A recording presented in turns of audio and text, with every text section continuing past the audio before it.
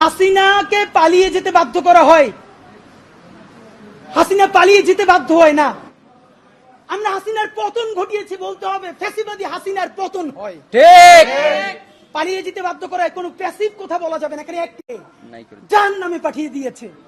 এর মানে কি এইটা যে বিচারিক হত্যাকাণ্ড বললে জামাতের যেই নেতাদের ফাঁসি হয়েছে তারা যদি একটা অ্যাডভান্টেজ পেয়ে যায় কিনা, আপনারা কি সে ভয় থেকে বিচারিক হত্যাকাণ্ডের কথা বলেন নাই?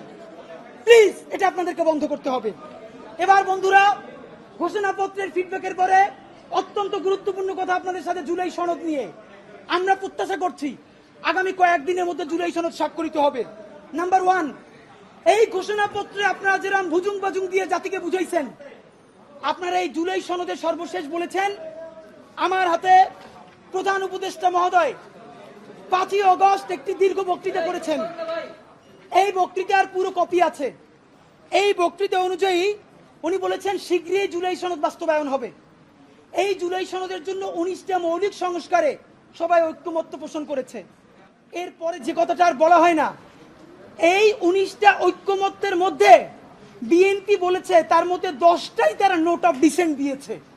তো নোট অফ ডিসেন্ট কি? নোট অফ ডিসেন্ট হলো আপাত দৃষ্টিতে আমি এটা মাইনে নিলাম, কিন্তু আমি আসলে এইটার সাথে একমত না। তাহলে বিএনপি এই 19টার মধ্যে যেই 10টা নোট অফ ডিসেন্ট দিছে, সেই 10টাই তো মোস্ট সিগনিফিকেন্ট জায়গা। ঠিক। তাহলে বিএনপি সরকার গঠন করার পরে এর একটাও যদি বাস্তবায়ন না করে, তাহলে আমরা কেমনে বিএনপি কে ধরবো বলেন? মানে এর আইনি বাধ্যবাধকতা কোথায়? বিএনপি তো তখন বলবে, কেন ভাই, আমি তো বলেই দিয়েছি স্বাক্ষর করার সময় যেখানে আমার দ্বিমত আছে, এখন আমি এটা পারতেছি না বাস্তবতায়। মজার ব্যাপার বলি, সরকারের কয়েক জায়গায় জিজ্ঞেস করেছি, বলেন তো 19টা মৌলিক সংস্কারের মধ্যে আপনাদের কাছে একটা মোস্ট সিগনিফিকেন্ট কোনটা? তারা বলেছে সংসদের উচ্চকক্ষে পিআর ব্যবস্থা আনুপাতিক হারে। এবং আপনাদেরকে জানাই রাখি, সংসদের উচ্চকক্ষে যে পিআর, বিএনপি এখানে নোট অফ ডিসেন্ট দিয়েছে। এই সংসদের উচ্চকক্ষে বিএনপি যে নোট অফ ডিসেন্ট দিয়েছে, এটাও যদি সে বাস্তবায়ন না করে, তাহলে আমরা, মানে আপনি ভাবেন আমরা কি কারণে, ঠিক কোন কারণে আমরা এখন এই কথাগুলোকে বিশ্বাস করব? রাজনৈতিক দলগুলোকে তারা ইন্টারিম থাকা অবস্থায় আমাদের চোখের সামনে 47কে নাই করে দিল, পিলখানাকে নাই করে দিল, শাপলাকে নাই করে দিল, নিরাপদ সড়ক আন্দোলনকে নাই করে দিল, বিচারিক হত্যাকাণ্ডের কথা তারা বললো না। যেই তারা ক্ষমতার মসনদ পেয়ে যাবে, এই কথা বলার পর যে আমরা আবার জেলে যাব না, তার প্রমাণ কি আপনাদেরকে বল? তাহলে আপনারা এটা কি চান? ডক্টর ইউনূস সাহেব, নাম্বার 2, আপনাকে বলতে চাই, আইনি বাধ্যবাধকতা আমাদেরকে অন্তত 20 জন শহীদ পরিবার বলেছে। ডক্টর ইউনূস সাহেব, আমরা এখন পর্যন্ত যতদূর বুঝতে পেরেছি, আপনার ক্যাবিনেটের অলমোস্ট সকল উপদেষ্টা প্রতিদিন আপনাকে একটা আর্মি কুয়ের জুজু দেখাচ্ছে। ঠিক। আপনি সচিবালয় সংস্কার করলেই আর্মি টেক ওভার করবে, আপনি যদি পিলখানার কথা বলেন আর্মি টেক ওভার করবে। এইটার একটা প্রমাণ কি দিয়েছে? বাংলাদেশের ছাত্র জনতার একমাত্র প্রতিনিধি বানিয়েছে তারা এনসিপি কে। প্রধান উপদেষ্টা কান খুলে শুনে রাখেন, এনসিপি একটা রাজনৈতিক শক্তি, কিন্তু কোটি কোটি জুলাই যোদ্ধাদের একমাত্র মুখপাত্র তারা নয়। এনসিপি সমাবেশ করলে লোক কম হয়, এর মানে এই না যে মানুষ জুলাই ভুলে গেছে অথবা জুলাইয়ের রক্তের সাথে সে গাদ্দারি করার কাউকে অনুমতি দিচ্ছে। বরং এনসিপির সাথে লোক কম হয় এর বড় বাস্তবতা হলো তারা মনে করে বিএনপি বা জামাতে ইসলামী ঠিক যেভাবে জুলাইকে বিভিন্নভাবে বিজনেসের মডেলে নিয়ে এসেছে, এনসিপিও এখন সেটাই করছে, তাই তারা এনসিপির সমাবেশে আসে না। কিন্তু এই মানুষ, কোটি কোটি মানুষ এখন পর্যন্ত রাস্তায় নামতে প্রস্তুত, যদি আপনি একটা বিপ্লবী ভাষণ দিয়ে জনতার পক্ষে সংস্কারের আপার হ্যান্ড নিয়ে নিতে পারেন। প্রধান উপদেষ্টা, আপনাকে বলি, আপনার উপদেষ্টারা সারাক্ষণ জুজুর ভয় দেখায় না? আপনারে বলি, একটু কান দিয়ে শুনেন, যদি ওয়াকার সাহেবের এবং আর্মি জেনারেলদের সাহস থাকে, আই রিপিট, সাহস থাকে, একটা কুক ওইটি দেখাইতে বলেন। ঠিক ভাইরা, ব্যাপারটা এমন না। লিথাল উইপেন যখন চলে, তখন পুলিশের উইপন আর আর্মির উইপেনের পার্থক্য থাকে না, প্রত্যেকটাই জীবন কাইড়ে নেয়। এই মাত্র একটা বছর আগে আমাদের হাজারো হাজারো শহীদ যেই গুলিতে শহীদ হয়েছে, এর চেয়ে দামি গুলি তো আর আর্মি আমাদের উপরে ব্যবহার করতে পারবে না। আপনি মনে রাখেন, এই ওয়াকার সাহেব অথবা আর্মি যদি কোনো কু করার চেষ্টা করে, জনগণ গিয়া ক্যান্টনমেন্টের ইট খুঁজে নিয়ে আসবে। ইট, একটা ইট ক্যান্টনমেন্টে আস্থা থাকবে না, আপনি যাইকে রাখেন। আপনি কারে ডরান? আপনি ভোট নেন, মিনিমাম 100 রিক্সাওয়ালার সাথে কথা বলেছি গতকাল পর্যন্ত, প্রত্যেকে বলে এই উপদেষ্টাদেরকে তারা বিশ্বাস করে না, কিন্তু ইনুস বেড়া ভালো। এর মানে সারা বাংলাদেশের জুলাই যোদ্ধারা, জুলাইয়ের পক্ষের শক্তিরা আপনার মুখটা দেখা এখন পর্যন্ত এই সরকারের একটা হাত ধরে রাখছে। কিন্তু এই উপদেষ্টাদের কেউ কেউ ইতিমধ্যে রাজনৈতিক দল যারা সামনে ক্ষমতায় আসবে তাদের সাথে নেগোসিয়েশন করে কেউ সামনে আইনমন্ত্রী হবে, কেউ অন্যান্য মন্ত্রী হবে, কি কি হবে এইটা পাকাপোক্ত কইরা এখন তাদের জবানে আমাদের ঘোষণাপত্র লিখে দেয়। ঠিক এখন সেই ক্ষমতায় যারা আসবে সেই দলের মুখপাত্র হয়ে তারা এই সরকারের মধ্যে কাজ করে। প্রধান উপদেষ্টা, আপনার একটা কথা বলি, আমরা আগেও বলেছি এই সরকারের সকল উপদেষ্টার এক পা অন্য দেশে, বিপদ হইলে ভাইগে যাবে, কিন্তু আমরা দৃঢ়ভাবে বিশ্বাস করি আপনি ভাগবেন না। এর প্রমাণ, আপনি যদি ভাগতেন পৃথিবীর কোন দেশ আপনারে রাখতে চায় না বলেন? তাহলে হাসিনার আমলেও 10 তলা বিল্ডিং বাইয়া আপনার আদালতে হাজিরা আপনি দিতে আসতেন না। ঠিক, আপনি তখনই বিদেশ থাকতে পারতেন। আপনি এই দেশে থাকতে চান বলেই আপনি আসছেন, আমরা বিশ্বাস করতে চাই। মাননীয় প্রধান উপদেষ্টা, আপনি বাঁচবেন কয়দিন বলেন? আপনার এত বয়স হয়েছে, বাংলাদেশের গড়ায় উঠছে প্রায় 20 বছর বেশি পাচ্ছেন। আমার বাপে 63 বছর বাচ্চা, তার চেয়ে আপনি প্রায় 20 বছর বেশি। মাঝে মধ্যে মৃত্যু অধিক। মাননীয় প্রধান উপদেষ্টা, আপনি যখন একটা গবেষণা করেন 40 মিনিটের বক্তৃতা, রিক্সা চালক, ভ্যান চালক, সবজি বিক্রেতা, বিশ্ববিদ্যালয়, এইবার যে আপনার এই বাংলাদেশের পক্ষে হৃদয় নিংড়ে ভালোবাসা, আপনি যখন বক্তৃতা করেন আপনার চেহারা আর্টিফিশিয়াল ছাপ, ইদানিং আপনি স্ক্রিপ্ট দেখে দেখে বক্তৃতা করেন, এগুলো আমরা চাই না। মাননীয় প্রধান উপদেষ্টা, আপনার অন্তরে যা আছে, আপনার যে বাধ্য করে তার কথা বইলে দেন না। আপনারা কি করবে বলেন? আপনার খুন করবে। আপনি প্রায় 80 বছর বাঁচছেন, আর কয় বছরই বা বাঁচবেন? আপনি কি করে? আপনাকে যদি হত্যা করা হয়, কিন্তু সেই রক্তের বিনিময়ে যদি আপনি শহীদদের রক্তের বিনিময়ে নতুন বাংলাদেশ গড়ে যেতে পারেন, আগামী 1000 বছর বাংলাদেশের মানুষ নামাজে প্রার্থনায় আপনার জন্য শুধু দোয়া করবে। ঠিক, বুড়ো মানুষটা থেকে শুরু করে শিশু আপনার বক্তৃতা শুনে মাননীয় উপদেষ্টা কতক্ষণ জানেন? যতক্ষণ আপনি জুলাইয়ের জবানে কথা বলেন। কিন্তু যেই রাজনৈতিক দলের কাছে কোন ধরনের সংস্কার ছাড়া আপনি নির্বাচনের কথা বলতেছেন, আপনি কি কি বলছেন আপনারা একটু পড়িয়া শুনাই।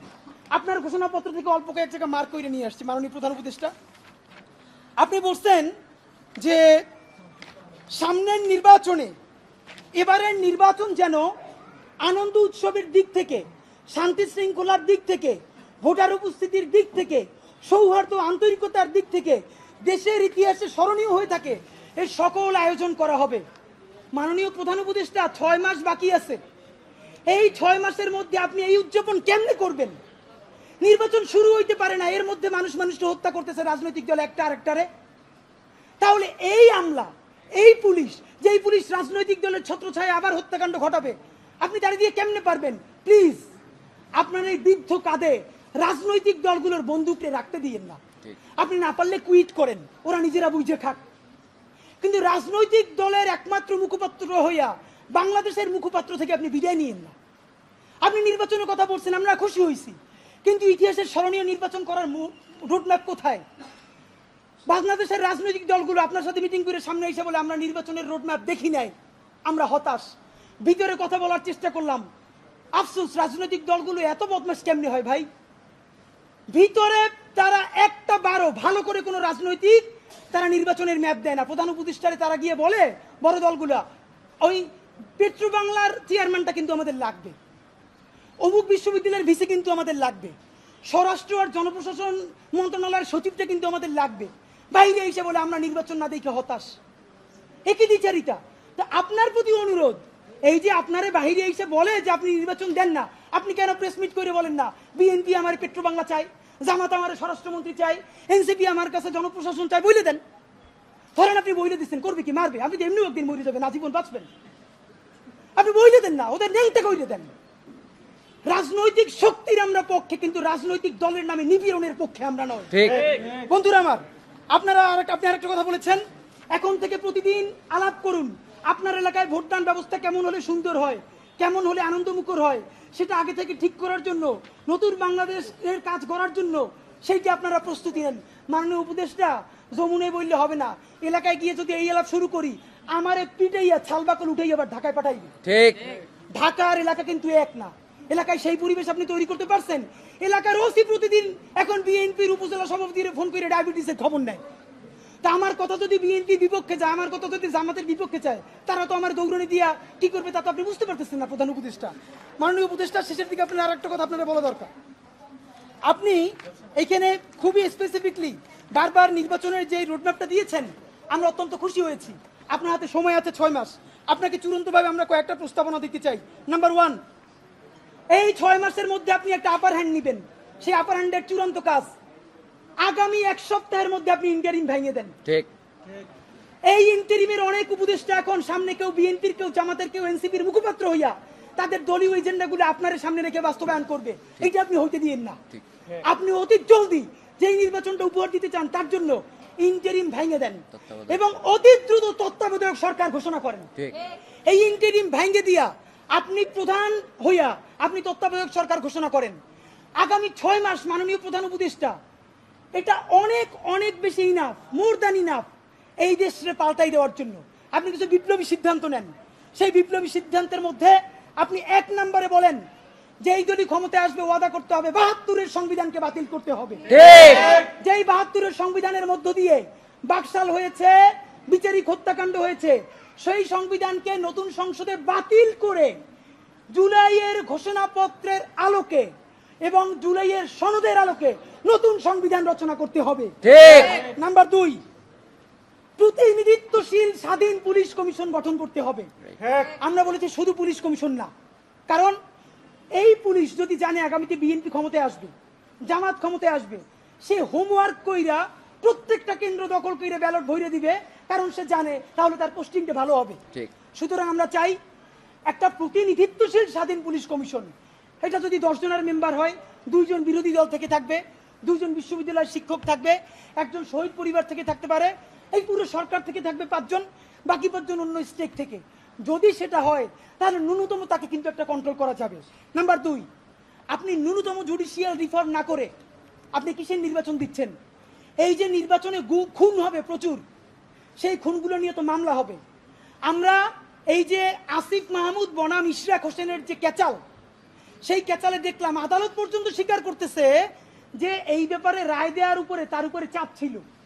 কোনো রাজনৈতিক দল ক্ষমতায় নাই, সেই অবস্থায়ও যদি আদালত বলে যে এই রায় দেওয়া তার উপরে চাপ ছিল, যখন রাজনৈতিক দল থাকবে তখন তো চাপ লাগবে না, তখন আইন মন্ত্রণালয় দিয়ে লেখা পাঠাবে, সে শুধু সাইন করে দিবে। সুতরাং আপনি জুডিশিয়াল রিফর্ম কি করলেন সেই থেকে আপনাকে স্পেসিফিকলি বলতে হবে। জনপ্রশাসন সংস্কার, সব কিছুতে একমাত্র বিসিএস প্রশাসন ছড়ি ঘুরাবে তা হইতে পারে না। আপনি ক্ষমতার ডিসেন্ট্রালাইজেশন করেন, আপনি পুলিশকে একটু ভিন্ন করেন, আপনি অন্যান্য ক্যাডারগুলোকে আরেকটু এম্পাওয়ার করেন। এই যে জনপ্রশাসন সংস্কারের মধ্যে প্রশাসকরা নিজেদেরকে প্যারালাল রাষ্ট্র ভাবে, এইটা আপনি ন্যূনতম ভাঙিয়ে দিতে না পারলে আবার তো সে আমলাতান্ত্রিক দেশ করবে। এবং আপনাকে সর্বশেষ আমরা বলতে চাই, আগামী 6 মাস আমরা আপনার কাছে অ্যাকশন দেখতে চাই। সেই অ্যাকশনটা হলো, এখন চলে আগস্ট মাস, আগস্টের মধ্যে আপনি ইন্টারিম ভেঙে দেওয়ার চূড়ান্ত রূপরেখা প্রণয়ন করেন। এতদিন বলছি আমরা বিচার সংস্কার, বিচারের কোন কোন রায়টা আসবে আপনি তা তো একটা বললেন না এই আপনার দীর্ঘ বক্তৃতার মধ্যে, কিন্তু আপনি ঠিকই নির্বাচনের সব কথা তো বললেন, থ্যাংক ইউ, আপনি এটা বলেছেন। তাহলে বিচার নিয়ে আপনি এরকম বলতেছেন না কেন? নাম্বার 2, এতদিন আমরা আগে বলেছি সংস্কার, তারপরে বলেছি মৌলিক সংস্কার, না এখন মৌলিক সংস্কারও বলি না, নির্দিষ্ট 5টা সংস্কারের কথা বলেছি। আমরা পুলিশের সংস্কার চেয়েছি, আমরা জুডিশিয়াল রিফর্মের কথা বলেছি, আমরা নির্বাচন কমিশনের যে বর্তমান প্যাটার্ন এইটা ভেঙে দেওয়ার কথা বলেছি। প্লিজ, কোন সংস্কারটা কবে হবে?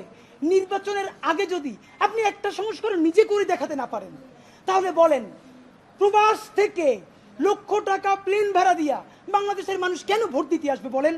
সে তো জানে একটা সংস্কার আপনি করতে পারেন নাই। এই যে ভোট দিয়ে যাবে যারা ক্ষমতায় যাবে, তারা ঠিকই আগর কাটামতে সব 91 যেরকম তারা চুক্তি ভঙ্গ করেছে, চুক্তি ভঙ্গ করে আবার ফ্যাসিবাদ কায়েম করবে। শুধু শুধু সে কেন তো এসে ভোট দিতে আসবে বলেন? সুতরাং আপনি যদি সত্যিকারে চান বাংলাদেশের ইতিহাসে সেটা নির্বাচন হোক, প্রবাসীরা ভোট দিক, লক্ষ লক্ষ টাকা খরচ করে মানুষ ঈদের মতো উদযাপন করুক, তাহলে ন্যূনতম কয়েকটা বিচার আপনার নির্বাচনের আগে করে দেখাতেই হবে। এই ইন্টারিমের সকল উপদেষ্টাকে বিদায় দিয়ে নতুন ফ্রেশ তত্ত্বাবধায়ক সরকার গঠন করতে হবে এবং অতি দ্রুত আপনাকে রেভলিউশনারি কিছু কাজ করে দেখাতে হবে, যাতে মানুষ বিশ্বাস করে রাজনৈতিক দলগুলো আসলেও তারা কোনো ধরনের গাদ্দারি করতে পারবে না। এবং সর্বশেষ কথা, সকল রাজনৈতিক দলের সাথে বারবার বসেন উপদেষ্টা মহোদয়, একটা বার 1500 প্রায় শহীদ, তার পরিবারের সাথে আপনার বসা দরকার হয় না? এই যে এত সংস্কার করলেন, আমাদেরকে কেন তারা ফোন করে জিজ্ঞেস করে যে এগুলো সব কি তারা না কইরেই চলে যাবে? প্লিজ জুলাই সনদ ঘোষণার আগে যা যা করতেছেন সেই রাজনৈতিক দলগুলোর একদিকে সামনে রাখেন, শহীদ পরিবারগুলোর সামনে রাখেন, তারপর বলেন যে এইটা এইটা করছি, একটু শহীদ পরিবারের কথার মূল্যায়ন করেন। এইটা যদি একটাও না করেন তাহলে কি করব? এই সরকার দুর্বল হয় সেটা করব না, আমরা নির্বাচনে বিরুদ্ধেও দাঁড়াবো না, তাইলে আবার বলবে আমরা গণতন্ত্র চাই না। আমরা যারা ক্ষমতাহীন কিন্তু জনতার জবানে কথা বলি, তারা এই নির্বাচন বয়কটের ডাক দিব। ঠিক। তখন একমাত্র যারা ক্ষমতায় এসে দুর্নীতি করবে সেই 20% মানুষ ছাড়া আপনি কোন কেন্দ্রে একটা কাক বিড়ালও খুঁজে পাবেন না। মাননীয় প্রধান উপদেষ্টা, ঠিক। জনতা শক্তিশালী না ক্ষমতা শক্তিশালী, আপনি যদি সেটা চ্যালেঞ্জ হিসেবে নিতে চান তাহলে কোনো সংস্কার ছাড়া নির্বাচন দিতে পারেন, কিন্তু শত শত যে লাশ তারা ফালাবে সেই দায়ও আপনার নেওয়া লাগবে। মাননীয় প্রধান উপদেষ্টা, আপনারে আমরা ভালোবাসি জুলাইয়ের জন্য, আপনি প্লিজ তাদের বন্দুক আপনার কাঁধে নিয়ে আপনি বিদায় নিয়েন না। আপনি জুলাইয়ের বন্দুকটা হাতে নেন, রাজনৈতিক দল আর্মিরে ডাইকে বলেন যদি আমার হেল্প করেন করেন, নইলে যা যা করছেন সব বইলে আমি বিদেশ চলে যাব। যেই বাংলাদেশ জুলাই অর্জন করছে সেই জুলাই আবার তাদের বিরুদ্ধে রক্ত দিয়া ইনশাল্লাহ ইনসাফের বাংলাদেশ গড়বেই। বাংলাদেশ জিন্দাবাদ, ইনকিলাব জিন্দাবাদ।